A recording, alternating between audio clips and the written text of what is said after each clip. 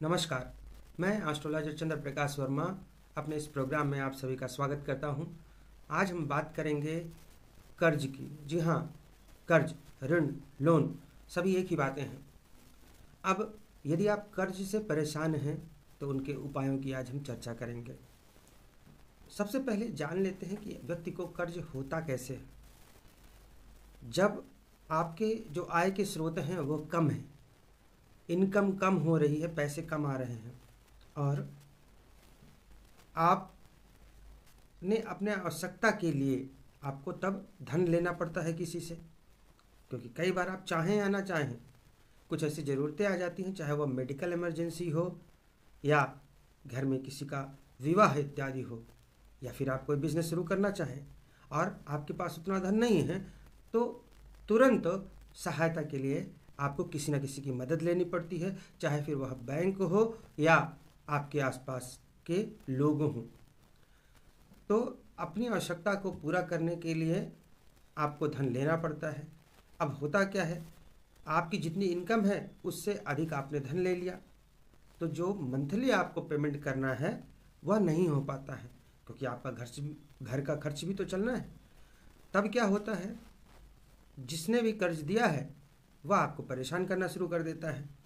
जब यह स्थिति आती है तो उस कर्ज को उतारने के लिए आप दूसरा कर्ज लेते हैं और इस तरह करके कर्ज बढ़ता ही जाता है और आपका जीवन बहुत कष्टप्रद हो जाता है। तो उपायों की चर्चा करेंगे, उससे पहले बताना चाहूँगा कि कर्ज लेना कोई अच्छी बात नहीं है। यदि आपको किसी कारणवश लेना भी पड़ रहा है तो अपनी क्षमता के अंदर लें। आपको पता ही होगा कि आपकी कितनी इनकम हो रही है, तो इस प्रकार से कर्ज लें कि उस इनकम से आप चुकता कर पाए। अब बात करते हैं उपायों की।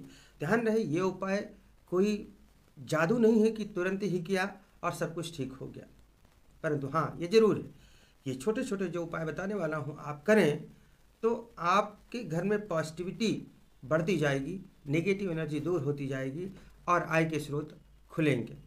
आपका दिमाग काम करने लगेगा और आप अपने ऋण को चुकता कर पाएंगे।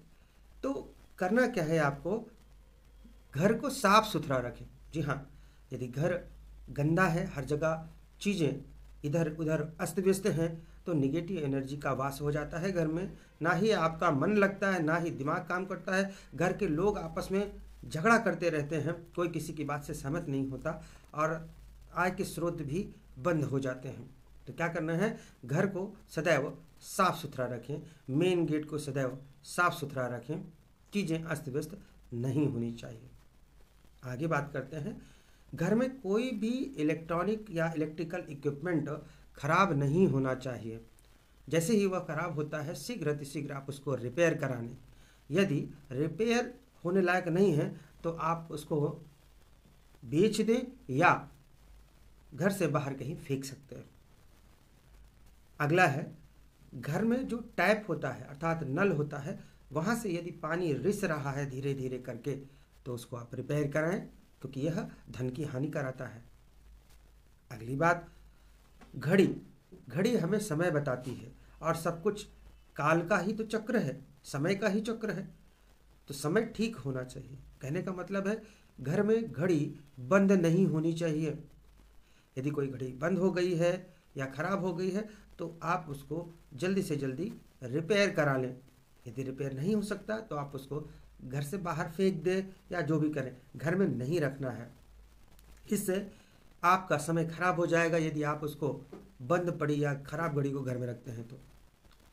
अगली बात पर आते हैं, कभी भी निगेटिव बातें बार बार घर में नहीं बोलनी है।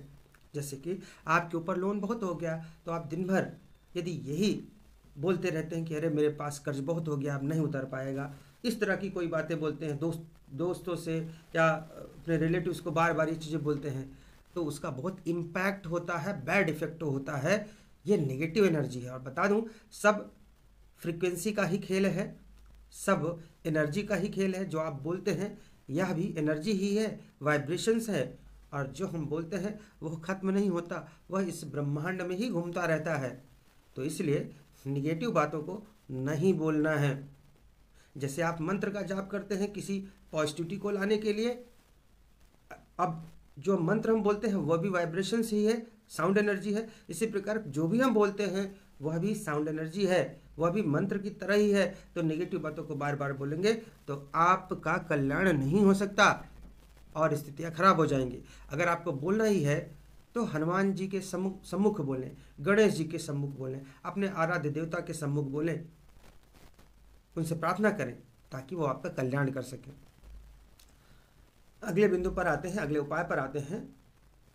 मंगलवार के दिन, हर मंगलवार को नारियल लीजिए और अपने सिर के ऊपर से 7 बार घड़ी की सुई के चलने की विपरीत दिशा में अर्थात एंटी क्लॉकवाइज घुमाइए और उस नारियल को हनुमान जी के मंदिर में उनके चरणों के पास रखिए।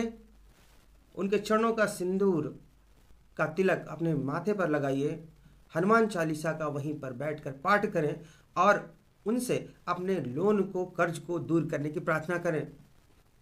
हो सके तो चमेली का दिया भी जलाएं। यह बहुत ही चमत्कारिक प्रभाव देता है, आपके कर्ज को दूर करने में बहुत मदद मिलती है, आय के स्रोत खुल जाते हैं और ऋण दूर करने में आप सक्षम हो जाते हैं। अगले उपाय की बात कर लेते हैं।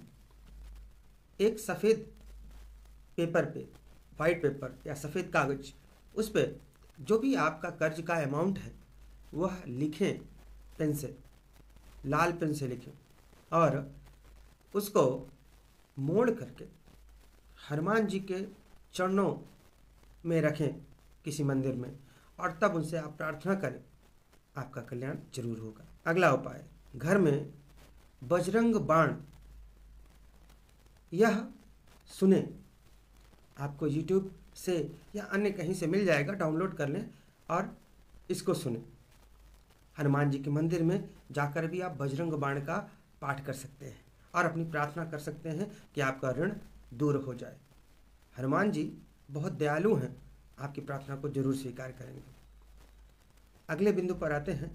जितना भी लेबर क्लास है या फिर आप कहें आपके नीचे काम करने वाले कर्मचारी हैं या आपके घर में जो नौकर हैं, नौकरानी हैं, इस तरह के जो लोग हैं उनके साथ अच्छा व्यवहार रखें, समय समय पर उनकी समस्याओं का समाधान करें, उनकी हेल्प करें, इससे भी आपको लाभ होगा।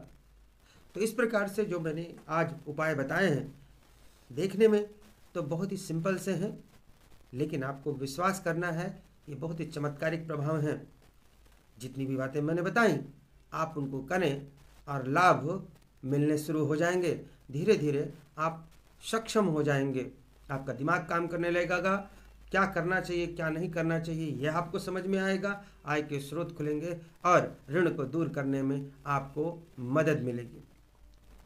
तो वीडियो कैसा लगा कमेंट में ज़रूर बताएं। आज के लिए बस इतना ही। नमस्कार।